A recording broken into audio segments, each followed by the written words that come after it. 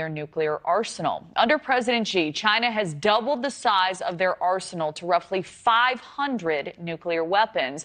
And at this rate, by 2035, they are estimated to have around 1,500, which is roughly how many Russia and the U.S. each now can deploy. And according to the New York Times, its military strategists are looking to nuclear weapons as not only a defensive shield, but also as a potential sword to intimidate and subjugate adversaries, worrying many about the immediate future of Taiwan. We turn now to General John Teichert, retired Brigadier General in the U.S. Air Force, to talk more about all about this. General, thank you so much for being here. Kelly, thanks for having me. Wonderful to have you. So Chinese leaders have said they want peaceful unification with Taiwan, but may use force. This Chinese president has expanded the country's atomic arsenal faster than any other Chinese leader. What does this recent ramp up tell you about the country's intentions in the near future?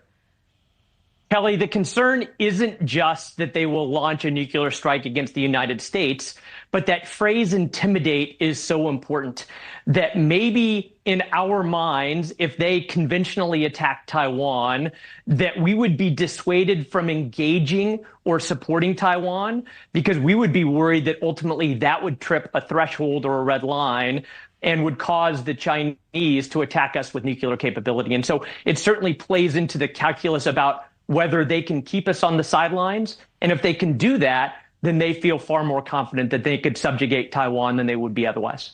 So in response to this, what sort of pressure does this put on the U.S. and how do you see our country responding now? Kelly, we have a very capable nuclear arsenal, but the Chinese attempts of modernization are trying to equal our size and our complexity by 2035.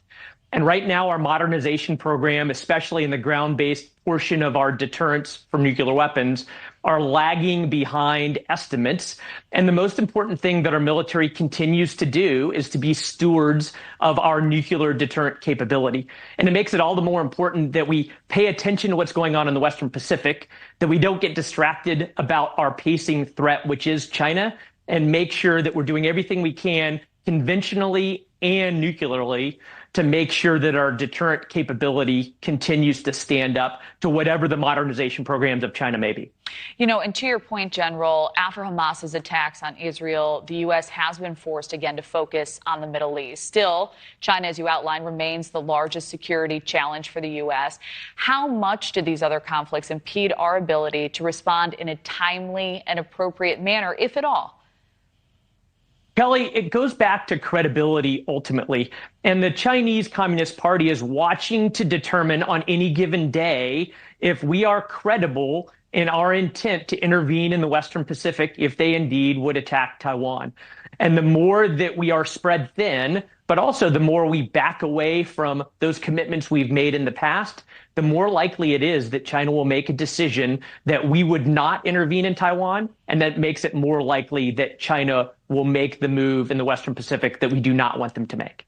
All right, General John Teichert, thank you so much.